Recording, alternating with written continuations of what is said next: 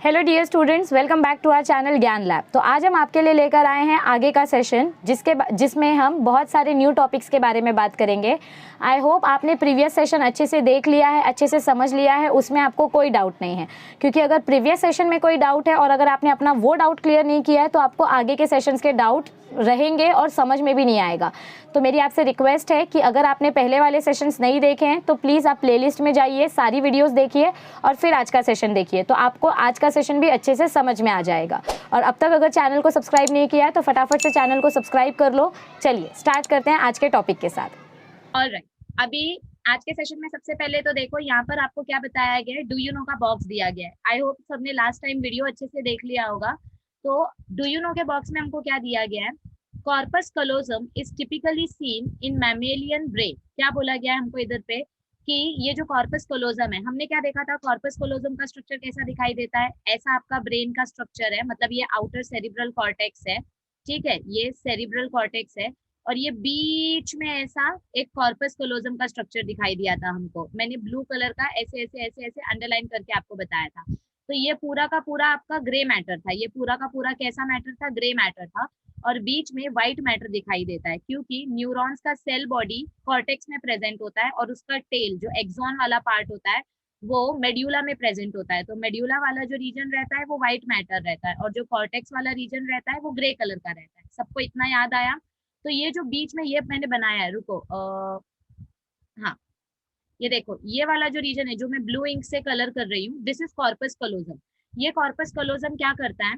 आपका जो ब्रेन है, मतलब ऐसा इमेजिन करो कि ये अपना ब्रेन है, ये है आधा पार्ट, यहाँ का आधा पार्ट ये है और आधा पार्ट ये है। इन दोनों को ज्वाइन करने के लिए बीच में जो कॉर्पस कलोजम प्रेजेंट है, ये कॉर्पस कलोजम ज्यादा करके, मतलब इट इज टिपिकली, ये मैमेलियन ब्रेन यानी ह्यूमंस का स्पेशल कैरेक्टरिस्टिक है। ह्यूमंस के अंदर ये स्पेसिफिकली दिखाई देता है, okay. And it is the largest commissure of the brain. और ब्रेन में सबसे बड़ा कनेक्टिंग फाइबर, ध्यान से सुनो मैं क्या बोलने जा रही हूँ। कमिशर, कमिशर वर्ड का मीनिंग क्या होता है? Connecting fibre. कमिशर वर्ड का मीनिंग क्या होता है? Connecting nerve fibre, okay. तो ये जो कॉर्पस कलोजम है, ये पूरे ब्रेन में बहुत सारे नर्व फाइबर्स प्रेजेंट है जिनको सल्कस बोलते हैं। हम क्या बोलते हैं? सल्कस बोलते हैं। मतलब ब्रेन के एक पार्ट को दूसरे पार्ट से कनेक्ट करने के लिए यहाँ पे एक सल्कस प्रेजेंट रहेगा। ये फ्रंटल लोब, ये पैराइटल लोब, फिर यहाँ पर भी एक पैराइटल लोब है, तो इन दोनों के बीच में भी एक सल्कस प्रेजेंट है। फिर यहाँ पर ऑसिपिटल लोब है, तो इसके बीच में भी एक सल्कस प्रेजेंट है। सल्कस या कमिशर दोनों का मीनिंग अप्रोक्सीमेटली सेम होता है, ठीक है। कमिशर मतलब क्या होता है? बहुत सारे नर्व फाइबर्स मिलके दो पर्टिकुलर पार्ट को ज्वाइन कर देते हैं। जैसे आपको एक स्टिक समझो, मेरे पास एक ये स्टिक है और एक कोई दूसरा स्टिक है, इन दोनों को अगर मुझे साथ में ज्वाइन करना है तो हम इसको धागे से लपेट देंगे। वैसे ही कमिशर मतलब बहुत सारे नर्व फाइबर्स जो ब्रेन के एक पार्ट को दूसरे पार्ट से पकड़ के रखते हैं, okay. All right, it has an interior and posterior fold called genu and splenium respectively. मतलब क्या बोला गया? रुको, ये पूरा हटा देते हैं और आपको मैं बताती हूँ इस लाइन का मतलब क्या है। आपका जो कॉर्पस कलोजम है, वन सेकेंड, यस सी, ये आपका कॉर्पस कलोजम जो है, हाँ, इधर ऊपर अपना सेरिब्रल कॉर्टेक्स प्रेजेंट है और इधर पे व्हाइट मैटर प्रेजेंट है। ये व्हाइट मैटर के नीचे इधर पे अपना थैलेमस प्रेजेंट रहेगा। थैलेमस के नीचे ये थैलेमस, ये थैलेमस के नीचे हाइपोथैलेमस। यहाँ पे छोटा सा पीनियल बॉडी रहेगा और यहाँ पे छोटे छोटे कॉर्टिकल ग्रैन्यूल्स रहेंगे। इन सब का मीनिंग मैं आपको बताऊंगी। हमको फिलहाल ये वर्ड का मीनिंग समझना है। किसका मीनिंग समझना है? देखो, ये दो वर्ड्स का मीनिंग समझना है, मतलब इस सेंटेंस का मीनिंग हमको समझना है इसका। It has N anterior and posterior. देखो, मैंने आपको लास्ट टाइम भी बताया था बायोलॉजी में, एंटीरियर मतलब क्या होता है? आगे का पार्ट, और पोस्टीरियर मतलब क्या होता है? नीचे का पार्ट। मतलब मेरा सर जो है ये एंटीरियर है, मेरी बॉडी का एंटीरियर पार्ट हेड है, और पोस्टीरियर पार्ट क्या होगा? पैर। मतलब अगर समझो ऐसी अपनी बॉडी है, ये हेड और ये लेग्स, तो ये आपका एंटीरियर रीजन होता है और ये आपका पोस्टीरियर रीजन होता है, ठीक है।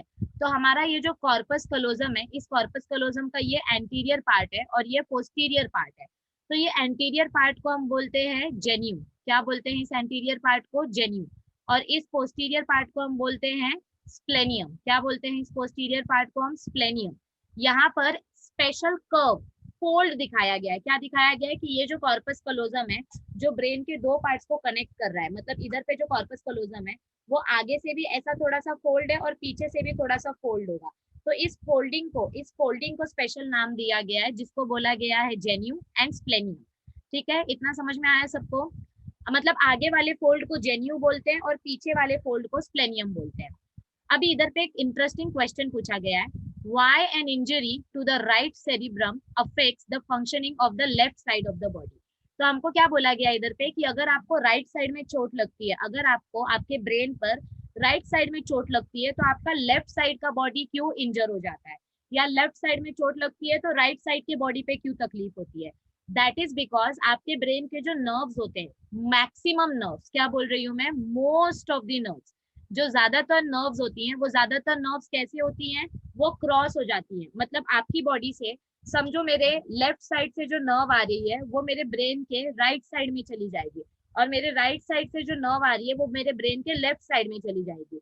तो यहाँ पे अगर लेफ्ट साइड ब्रेन का इंजर हो रहा है तो मेरा राइट बॉडी डैमेज होगा, अगर राइट नर्व इंजर्ड हो रहा है तो लेफ्ट बॉडी डैमेज होगा। समझ में आ रही है बात? तो बहुत सारी नर्व्स जो हैं वो ब्रेन में जाने के बाद क्रॉस हो जाती हैं। क्या हो जाती हैं? ब्रेन में जाने के बाद क्रॉस हो जाती हैं। और कुछ नर्व्स डायरेक्ट रहती है, मतलब राइट साइड की नर्व राइट ब्रेन में, लेफ्ट साइड की नर्व लेफ्ट ब्रेन में। तो ऐसे मतलब देखो, मैंने आपको पहले ही बोला था, ह्यूमन ब्रेन जितना इजी लगता है उतना इजी है नहीं। It is a very difficult chapter two understand, लेकिन आपको टेंशन लेने की बात नहीं है। जितना एनसीईआरटी के पॉइंट ऑफ व्यू से इंपॉर्टेंट है, जितना नीट एग्जाम के पॉइंट ऑफ व्यू से इंपॉर्टेंट है, मैं उतना बता रही हूँ। मैं आपको महाराष्ट्र सिलेबस से भी कहीं ज्यादा इन्फॉर्मेशन दे रही हूँ। मैं एनसीईआरटी के पॉइंट ऑफ व्यू से ये चैप्टर आपको पढ़ा रही हूँ, क्योंकि एंट्रेंस के पॉइंट ऑफ व्यू से आपको इसकी प्रिपरेशन करनी है। तो आपको इतना याद रखना है कि कुछ नर्व्स ऐसी होती हैं, कौन सी नर्व्स, स्पेशली एक नर्व का एग्जांपल दे देती हूँ, ऑप्टिक नर्व्स। ऑप्टिक नर्व्स मतलब क्या होते हैं? अपने आईज की नर्व्स, अपने आईज की जो नर्व्स होती है वो क्रॉस हो जाती है।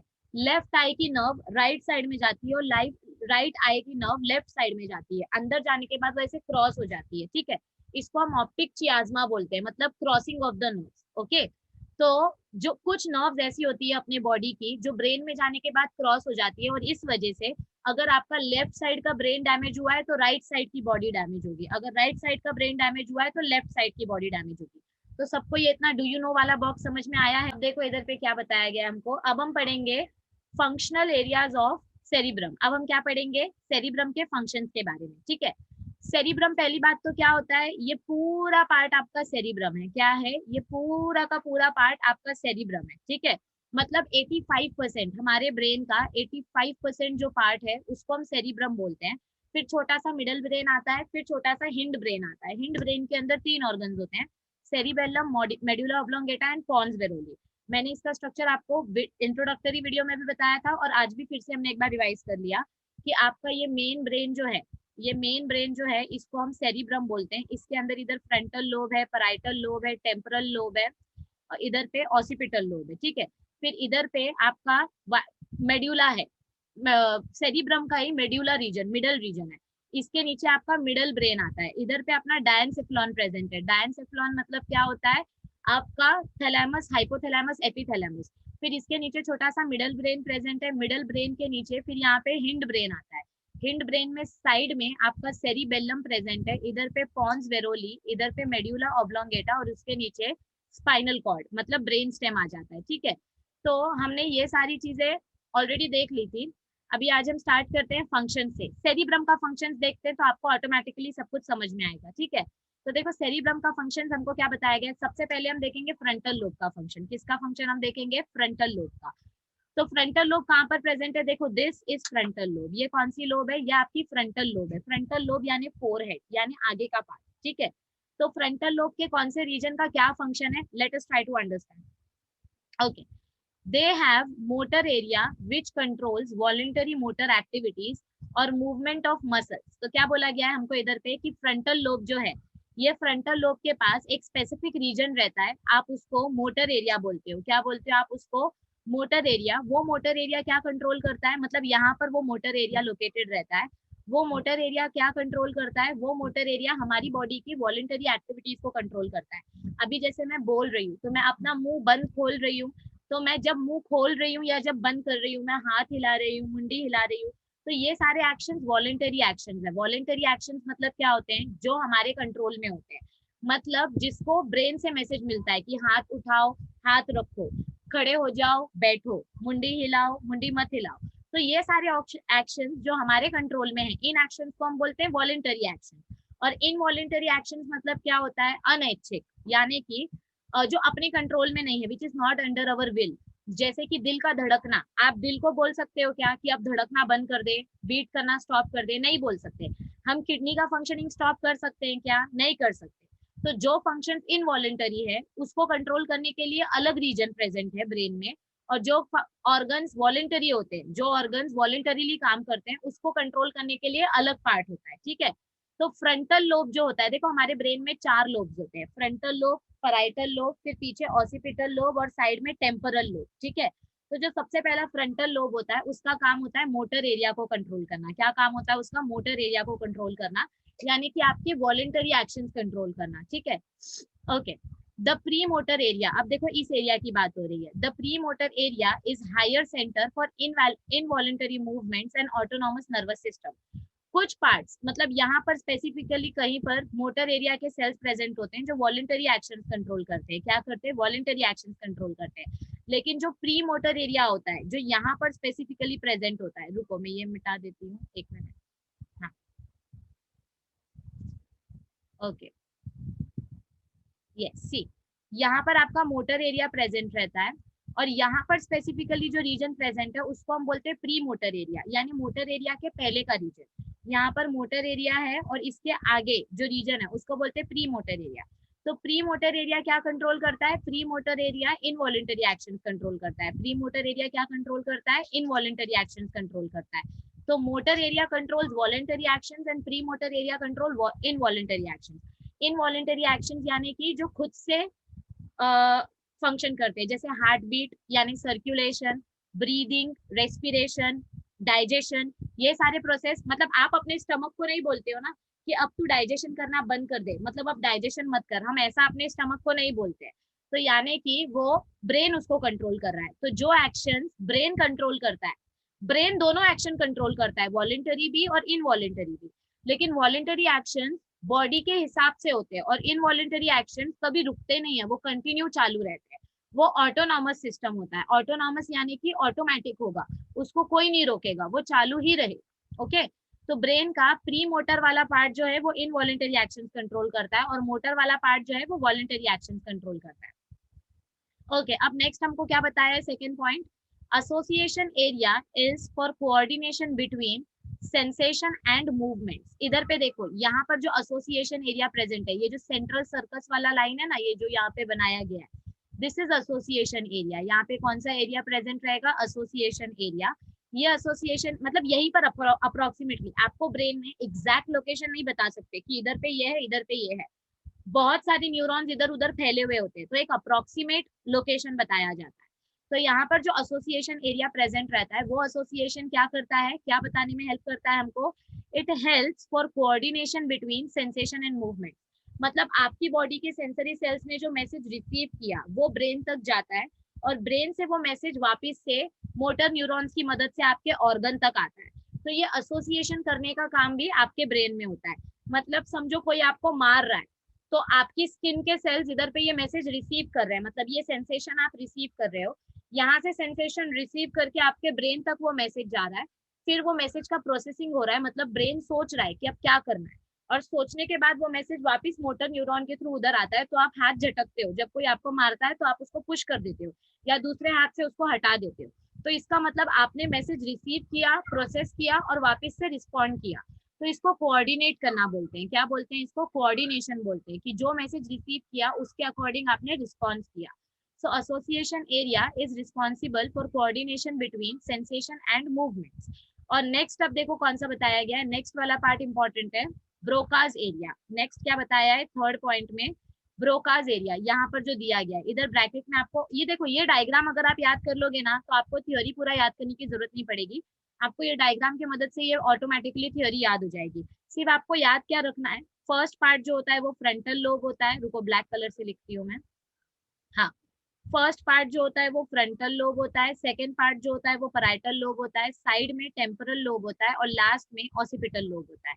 इतना आप याद रख लोगे ना, और ये डायग्राम अगर आप याद कर लोगे तो आपको ऑटोमेटिकली पूरा थ्योरी याद हो जाएगा, आपको रटने की जरूरत नहीं पड़ेगी। ठीक है, ओके, क्योंकि कॉन्सेप्ट याद रखना ज्यादा इंपॉर्टेंट है। ओके, सो ब्रोकाज एरिया या इसका दूसरा नाम है motor speech area. Broca's area, Broca एक साइंटिस्ट का नाम था जिन्होंने इस पर्टिकुलर ब्रेन के इस पर्टिकुलर पार्ट को डिस्कवर किया। देखो, ब्रेन के ऊपर ना अभी भी बहुत सारे साइंटिस्ट बहुत ज्यादा स्टडी कर रहे हैं, क्योंकि हाँ, हमारे साइंटिफिक वर्ल्ड में ऑलमोस्ट हर एक ऑर्गन का ट्रांसप्लांटेशन पॉसिबल है, लेकिन अभी तक ऐसा कोई टेक्निक नहीं आया है जिससे हम एक इंसान का ब्रेन निकाल के दूसरे इंसान की बॉडी में फिट कर सके।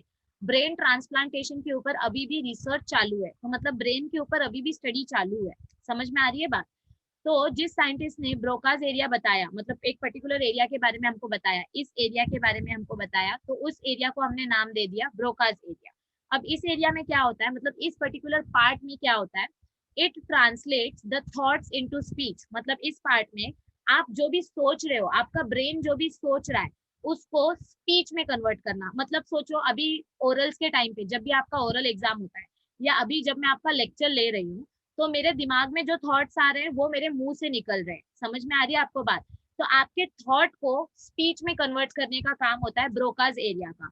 जो लोग मेंटली चैलेंज्ड होते हैं, ओके, जो लोग थोड़े से, जिनका ब्रेन डेवलपमेंट नहीं हो पाता है, तो वो लोग सोचते सब कुछ है, मतलब उनको समझ में आता है, वो सोचते हैं, लेकिन वो बोल नहीं पाते कि मैं कैसे बोलूं, क्या बोलूं, क्योंकि उनके ब्रेन का जो ब्रोकाज एरिया वाला पार्ट है वो डेवलप नहीं होता है। तो उनके पास थिंकिंग कैपेसिटी होती है, मतलब वो सोचते हैं, उनका दिमाग चलता है, लेकिन वो सोचते कुछ और है, बोलते कुछ और है। जैसे बच्चा कैसे जब छोटा रहता है, तो वो क्या सोच रहा है, उसके दिमाग में क्या चल रहा है वो हम नहीं बता सकते, लेकिन वो जो भी सोचता है वो क्लियरली बोल नहीं पाता है। तो धीरे धीरे करके जैसे जैसे एज बढ़ती है, वैसे वैसे ब्रोकाज एरिया डेवलप होता है, और वैसे वैसे आपके थॉट्स आपके वर्ड्स में ट्रांसलेट होना स्टार्ट होते हैं।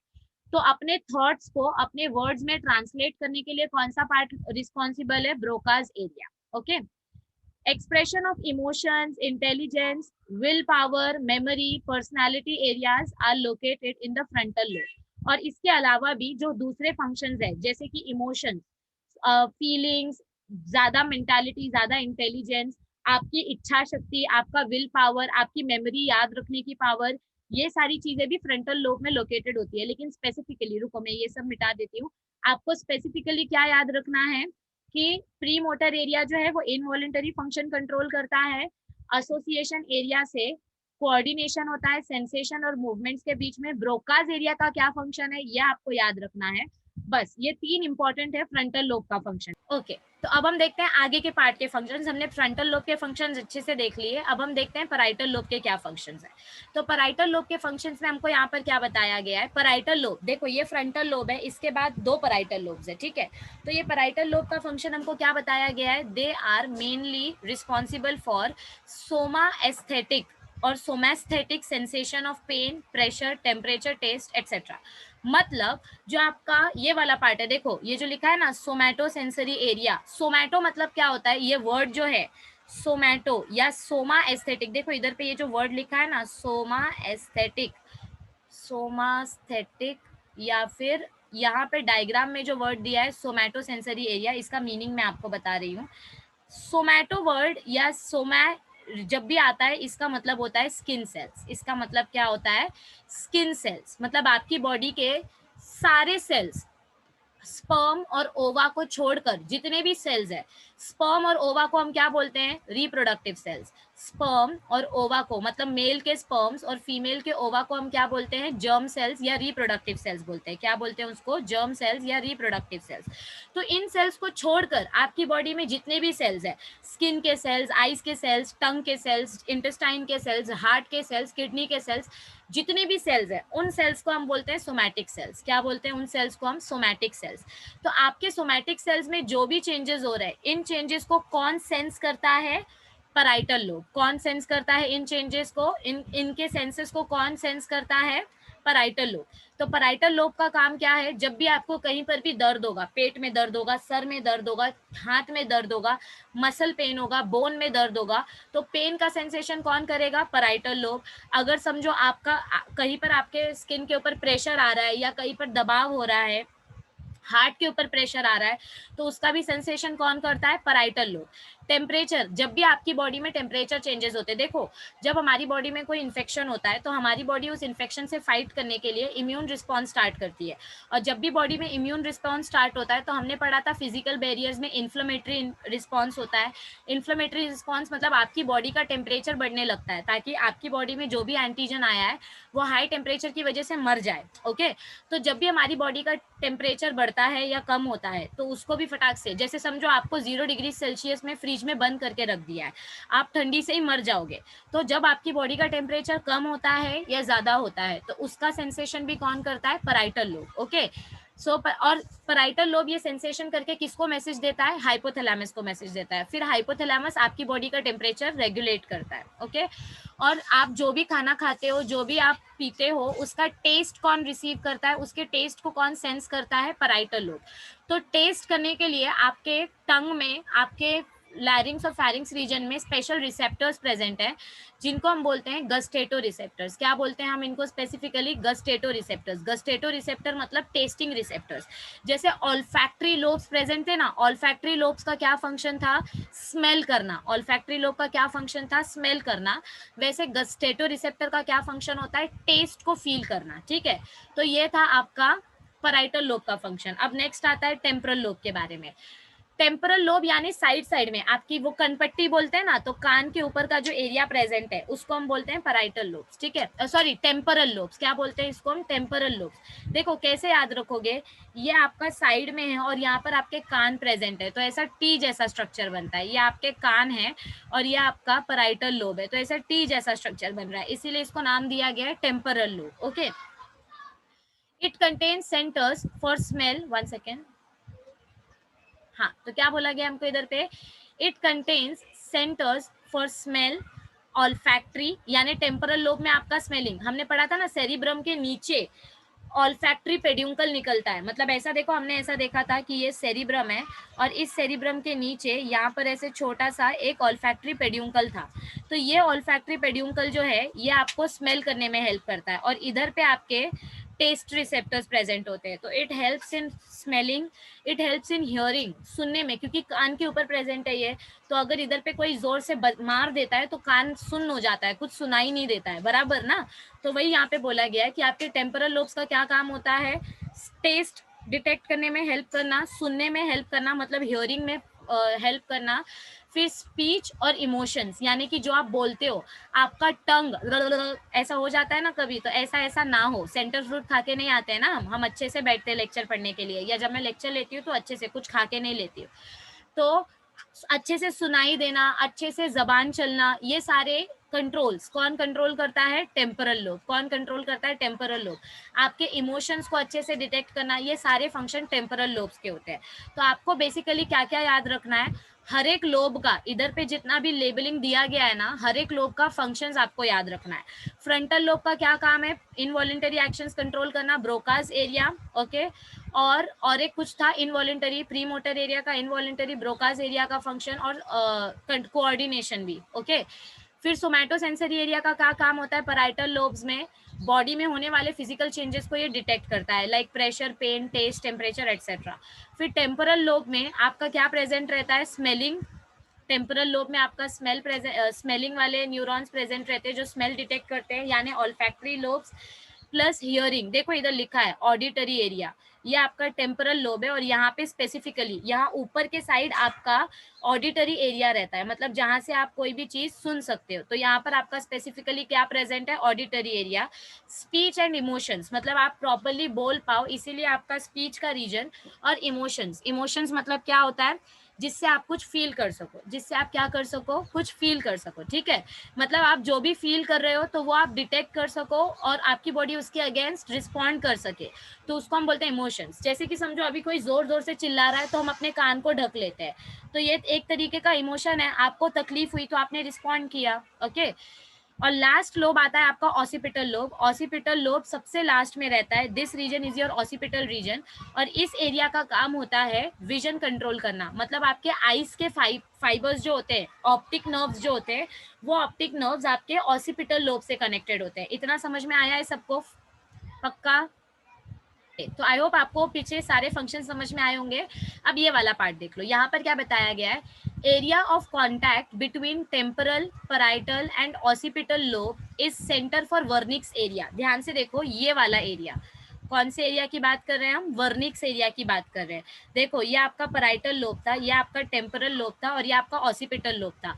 इन तीनों लोब्स को मिला के जो ये बीच वाला रीजन है, यहाँ पर ऐसा एक बीच वाला सेंटर रीजन प्रेजेंट रहता है, इसको हम बोलते हैं वर्निक्स एरिया। क्या बोलते हैं इसको, वर्निक्स एरिया। सॉरी, ये वाला पार्ट भी, ऑसिपिटल रीजन भी इन्वॉल्व रहता है, ठीक है। मतलब पैराइटल, टेम्परल और ऑसिपिटल रीजन, तीनों रीजन मिलकर वर्निक्स एरिया बनाते हैं और वर्निक्स एरिया को हम बोलते हैं इंटेलिजेंस सेंटर। क्या बोलते हैं इस रीजन को हम, इंटेलिजेंस सेंटर।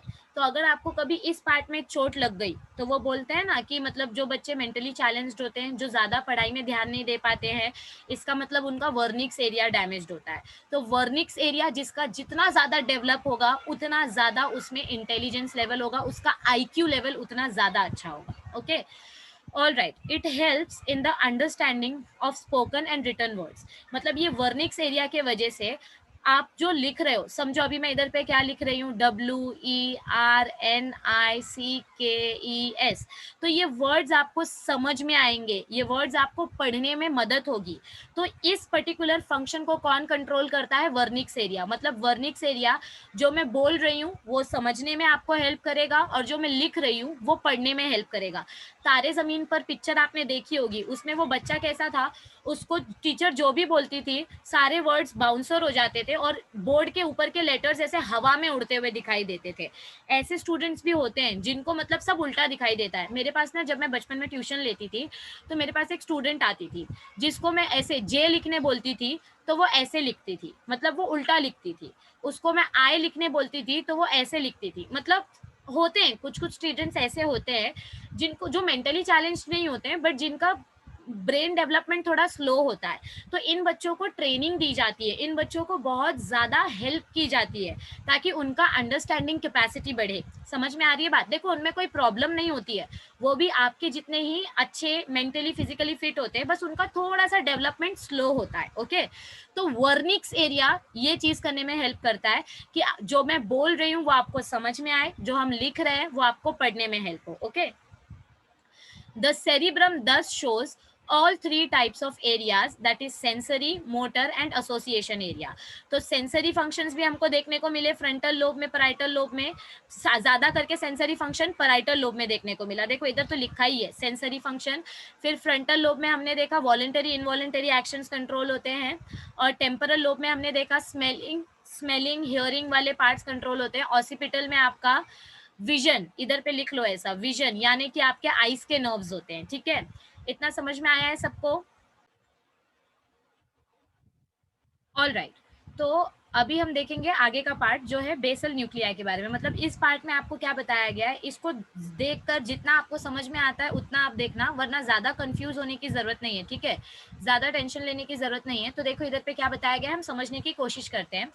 बेसल न्यूक्लियाई और basal ganglia are grey masses present within the white matter और lying on the lateral sides of thalamus. मतलब क्या बोला गया है, आपका देखो ये आपका सेरिब्रम वाला रीजन है। कौन सा रीजन है ये, अपना सेरिब्रम वाला रीजन है। इस सेरिब्रम का रीजन में पूरा ये ग्रे कलर का होता है। ये सेरिब्रम का रीजन कैसा होता है, पूरा ग्रे कलर का होता है, क्योंकि जितने भी न्यूरॉन्स होते हैं सबका सेल बॉडी यहाँ पर प्रेजेंट रहता है और एक्सॉन नीचे आता है। एक्सॉन कहाँ पर आता है, मेड्यूला वाले रीजन में आ जाता है। ठीक है, तो जो सेरिब्रम वाला रीजन है वो ग्रे कलर का रहता है और जो मेड्यूला वाला रीजन है वो व्हाइट कलर का रहता है। लेकिन मेड्यूला वाले रीजन में भी कुछ ग्रे कुछ ब्लैक कलर के स्पॉट्स प्रेजेंट होते हैं। क्या प्रेजेंट होते हैं, ब्लैक नहीं बोल सकते, कलरफुल कॉर्टिकल ग्रैन्यूल्स प्रेजेंट होते हैं। इनको हम क्या बोल सकते हैं, कॉर्टिकल ग्रैन्यूल्स। ऐसे कॉर्टिकल ग्रैन्यूल्स बोल सकते हैं हम इनको। ऐसे यहाँ पर मतलब अपना ये जो थैलामस वाला रीजन है, देखो ध्यान से देखो, ये आपका कॉर्पस कलोजम है। क्या है ये, आपका कॉर्पस कलोजम है। देखो दिस पार्ट इज कॉर्पस कलोजम। ठीक है, ये आपका थैलामस वाला रीजन है, दिस इज योर थैलामस। और यहाँ पर नीचे आपका प्रेजेंट रहेगा हाइपोथैलेमस। क्या प्रेजेंट रहेगा, हाइपोथैलेमस। और यहाँ पर आपका प्रेजेंट रहेगा पीनियल बॉडी। क्या प्रेजेंट रहेगा, आपका पीनियल बॉडी यानी एपिथैलेमस। और ये है आपका ऑल्फैक्टरी बल्ब। क्या है ये, आपका ऑल्फैक्टरी बल्ब। ठीक है, थोड़ा एक मिनट, इसको मैं दूसरे कलर से लिख देती हूँ। हाँ, ये आपका है ऑल्फैक्टरी बल्ब। ओके, तो हमको पढ़ना क्या है, हम किस बारे में बात कर रहे हैं, हम बेसल न्यूक्लियाई की बात कर रहे हैं। बेसल न्यूक्लियाई मतलब क्या होता है, ये जो न्यूक्लियस आप देख रहे हो, रुको मैं कलर चेंज करती हूँ, हाँ, ये सब भूल जाओ, ये सब कॉर्टिकल ग्रैन्यूल्स वगैरह भूल जाओ, ऑप्टिकल लोब्स वगैरह सब भूल जाओ। मैं क्या बता रही हूँ, मैं बेसल न्यूक्लिया के बारे में बता रही हूँ। ये जो दिखाई दे रहा है आपको, येलो कलर से मैंने बनाने की कोशिश की लेकिन इतना क्लियरली दिख नहीं रहा है, हाँ ये देखो, ये जो ब्लू कलर से मैं स्पॉट बना रही हूँ, न्यूक्लियस एक्कम्बन्स, क्या लिखा गया है, न्यूक्लियस एक्कम्बन्स। एक्कम्बन मतलब क्या होता है, बहुत सारे न्यूक्लियाई जब एक साथ आकर जुड़ जाते हैं, मैनी न्यूक्लियाई जब एक साथ आकर जुड़ जाते हैं, एक्यूमुलेट हो जाते हैं, तो उसको हम बोलते हैं एक्कम्बन्स। क्या बोलते हैं उसको हम, accumbens. Okay, so many nuclei come together, और सबसे बड़ा न्यूक्लियाई बनता है आपके थैलेमस रीजन के बाजू बाजू में। कहाँ पर बनता है, थैलेमस रीजन के बाजू बाजू में। तो देखो इधर पे क्या बताया गया है, बेसल न्यूक्लियाई और बेसल गैंग्लिया, यानी कि आपके सेरिब्रम के नीचे, बेसल मतलब क्या होता है, बिलो, बेसल मतलब क्या होता है, बिलो, आपके सेरिब्रम, देखो ये आपका सेरिब्रम रीजन है, क्या है, एक मिनट, ये कलर अच्छा नहीं है, हाँ, ये अपना सेरिब्रम रीजन है, क्या है, ये अपना सेरिब्रम रीजन है। तो इस सेरिब्रम के नीचे बेस में जो न्यूक्लियस प्रेजेंट है, बहुत सारे न्यूक्लियस प्रेजेंट रहते हैं, उसमें से जो सबसे बड़ा न्यूक्लियस प्रेजेंट है उसको हम बोलते हैं कॉर्पस स्ट्राइटम। क्या बोलते हैं उसको हम, कॉर्पस स्ट्राइटम। ये नीचे तक आने से पहले ऊपर का पार्ट देख लो, बेसल न्यूक्लियाई और बेसल गैंग्लिया, गैंग्लिया मतलब part of the nerve, part of neuron, are grey masses present within the white matter. मतलब देखो ये मेडुला वाला रीजन अपना व्हाइट मैटर है, ये मेडुला वाला रीजन क्या है, व्हाइट मैटर है, लेकिन इस व्हाइट मैटर में भी कुछ कुछ ग्रे कलर के स्पॉट्स प्रेजेंट होते हैं जिनको हम बोलते हैं कॉर्टिकल ग्रैन्यूल्स। क्या बोलते हैं उनको हम, कॉर्टिकल ग्रैन्यूल्स। तो ये जो कुछ कुछ ग्रे मैटर प्रेजेंट है, वो ग्रे मैटर क्या रहते हैं, वो थैलेमस के बाजू बाजू में प्रेजेंट रहते हैं। देखो ये आपका थैलेमस रीजन है, ये आप सॉरी, हाँ, ये आपका थैलेमस वाला रीजन है और ये आपका हाइपोथैलेमस वाला रीजन है। तो थैलेमस के बाजू बाजू में ये जो कॉर्टिकल ग्रैन्यूल्स जैसे स्ट्रक्चर प्रेजेंट है, इसको हम बोलते हैं basal nuclei. The basal ganglia or nuclei of cerebrum receive neurotransmitters from various parts.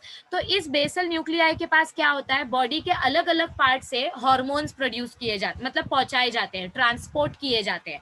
The basal nuclei receive neurotransmitters, neurotransmitters means different different messages, different different chemical hormones are transported to the basal nuclei from different parts of the body. Okay, मतलब आपकी body में कहीं पर भी कोई भी message तैयार हो रहा है तो वो किधर पे आएगा, बेसल न्यूक्लियाई के पास आएगा। कहाँ पर आएगा, बेसल न्यूक्लियाई के पास।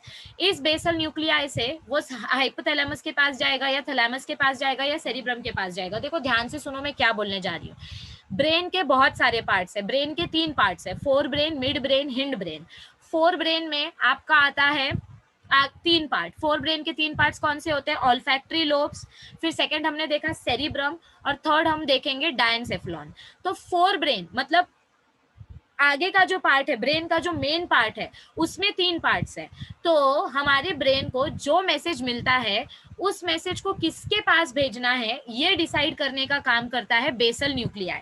देखो ब्रेन के 3 पार्ट्स है, मैं आपको बार बार बोल रही हूँ, ब्रेन के 3 पार्ट्स है, fore brain, mid brain, hind brain. Fore brain के भी 3 पार्ट्स है, ऑल्फैक्टरी लोब्स, फिर आता है आपका सेरिब्रम, और फिर आपका आता है डायनसेफ्लॉन, ठीक है। और फिर मिड ब्रेन अलग है, और हिंड ब्रेन के भी आगे जाके 3 पार्ट्स है, सेरिबेलम, और फिर इधर पे आता है आपका पॉन्स वेरोली, और इधर पे आता है मेड्यूला ऑब्लोंगेटा। तो ऐसे ब्रेन के बहुत सारे पार्ट्स है। अब कौन से पार्ट में कौन सा मैसेज जाएगा ये डिसाइड करने का काम करता है बेसल न्यूक्लियाई। मतलब ये पार्ट जो ना न्यूक्लियस एकम्बन्स, इसको हम बोलते हैं बेसल न्यूक्लियाई। क्या बोलते हैं इसको हम, बेसल न्यूक्लियाई। और इस बेसल न्यूक्लियाई का स्पेसिफिक नाम क्या दे दिया गया है, कॉर्पस स्ट्राइटम। इसको स्पेसिफिक नाम क्या दिया है, कॉर्पस स्ट्राइटम। क्यों दिया ये नाम, क्योंकि ये कॉर्पस कलोजम के नीचे प्रेजेंट है। Okay, they help the cortex in the execution of activities at the subconscious level। तो हमारे बेसल न्यूक्लियाई को जो भी मैसेज मिलेगा, बेसल न्यूक्लियाई वो मैसेज अपने कॉर्टिकल रीजन को देगा। मतलब यहाँ से ये मैसेज कॉर्टेक्स में जाएगा, सेरिब्रम के मेन कॉर्टिकल रीजन में जाएगा। अब वो कॉर्टेक्स डिसाइड करेगा कि वो मैसेज किधर गया। वो ब्रोकाज एरिया में जाएगा तो उसका अलग फंक्शनिंग होगा, वर्निक्स एरिया के पास वो मैसेज जाएगा तो उसका अलग फंक्शनिंग होगा, अगर वो पैराइटल लोब में जा रहा है तो उसका सेंसरी करने का काम है, अगर टेम्परल लोब के पास वो मैसेज जा रहा है मतलब वो हियरिंग का काम करेगा या ऑडिटरी का काम करेगा, अगर वो मैसेज ऑसिपिटल रीजन के पास गया मतलब वो विजन का काम करेगा।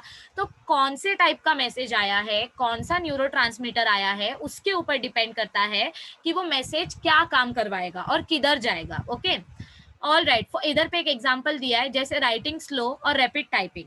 अगर समझो ऐसा मैसेज मिला है कि एग्जाम के टाइम पे कैसे आपके पास स्टार्टिंग में 3 घंटे होते हैं, तो आप धीरे धीरे सुंदर सुंदर राइटिंग में पेपर लिखते हो, लेकिन जैसे जैसे टाइम कम होने लग जाता है आप एकदम fast fast fast fast speed बढ़ा देते हो। तो कब स्पीड स्लो करनी है, कब स्पीड फास्ट करनी है, ये सारा डिसीजन ब्रेन लेता है। तो वही एक एग्जाम्पल दिया गया है कि ब्रेन के कौन से पार्ट में कौन सा मैसेज जाएगा, ये बेसल न्यूक्लियाई डिसाइड करता है। और अपने ब्रेन में जो सबसे बड़ा न्यूक्लियाई है उसका नाम है corpus striatum. So corpus striatum at the floor of the cerebrum, मतलब सेरिब्रम के नीचे जो बेसल न्यूक्लियाई प्रेजेंट है, it is the largest basal nucleus. सबको समझ में आया है? देखो इस पूरे पार्ट में समझने के लिए क्या याद रखना है, सुनो ध्यान से। जिसको समझा है अच्छी बात है फर्स्ट अटेम्प्ट में, जिसको नहीं समझा है वीडियो को वापस रिवाइंड करके देखो। इसमें पूरे में समझना क्या है कि आपके ब्रेन के कौन से पार्ट में कौन सा मैसेज जाएगा, ये पहले बेसल न्यूक्लियाई के पास आता है, मतलब जो भी मैसेज है वो बेसल न्यूक्लियाई के पास आता है। फिर बेसल न्यूक्लियाई डिसाइड करता है कि इसको सेरिब्रम के कौन से रीजन में भेजना है। That is the conclusion of this part. Okay, चलिए आगे बढ़ते हैं। अब इधर पे क्यूरियोसिटी बॉक्स में हमको क्या बताया गया है, find out the different functional areas of the brain, find out how different functional areas of the brain can be mapped।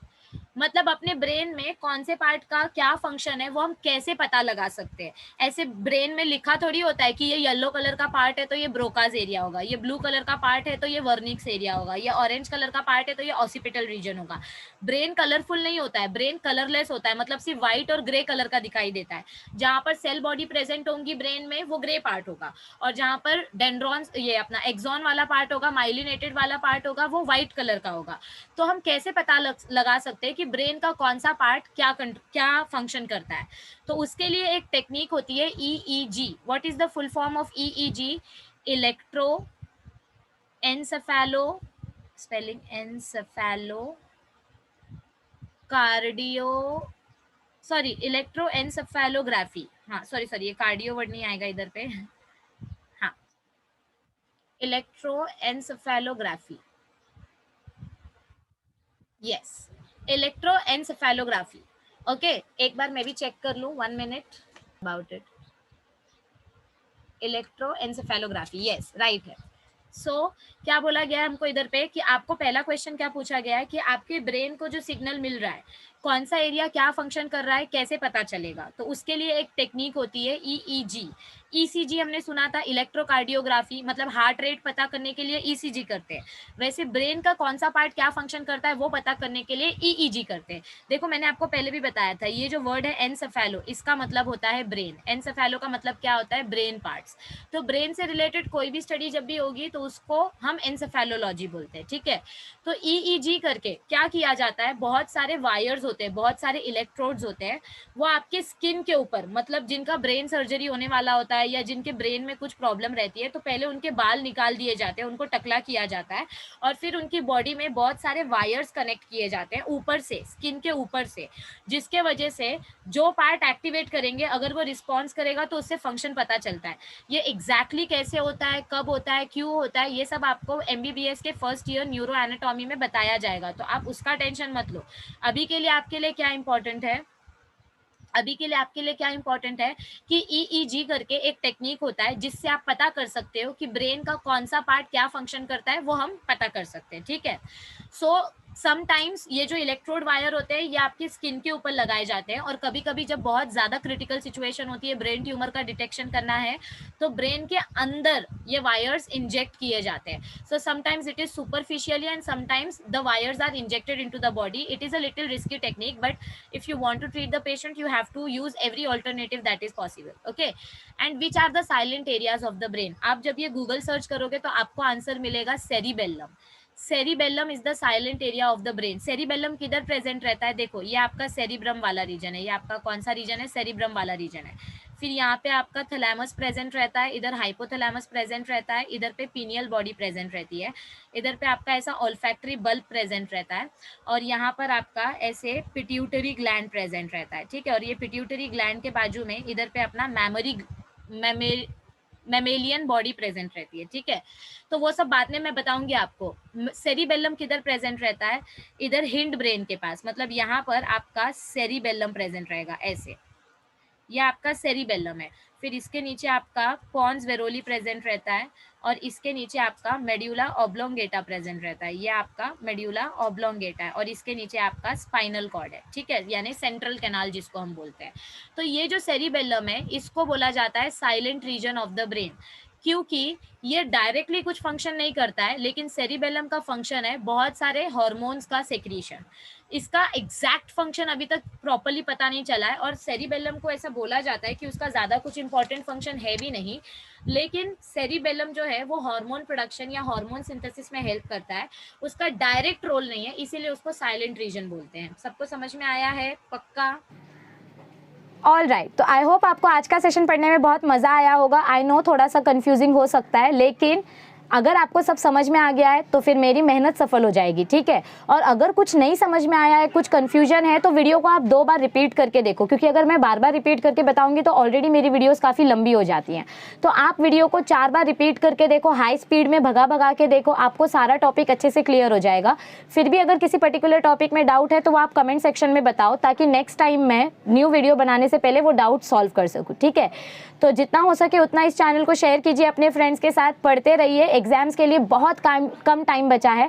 हम जो स्ट्रैटेजी बताते हैं वो स्ट्रैटेजी फॉलो करते रहो, पढ़ते रहो और अपना प्यार हमें दिखाते रहो। वीडियो अच्छी लगी है तो वीडियो को लाइक कर देना, शेयर कर देना। अब तक सब्सक्राइब नहीं किया है तो चैनल को सब्सक्राइब कर देना, और अपने जूनियर्स के साथ ये चैनल शेयर कर देना, क्योंकि अब वो 12th में जाएंगे तो उनको ये चैनल बहुत मदद करेगी। Thank you, stay tuned, see you soon.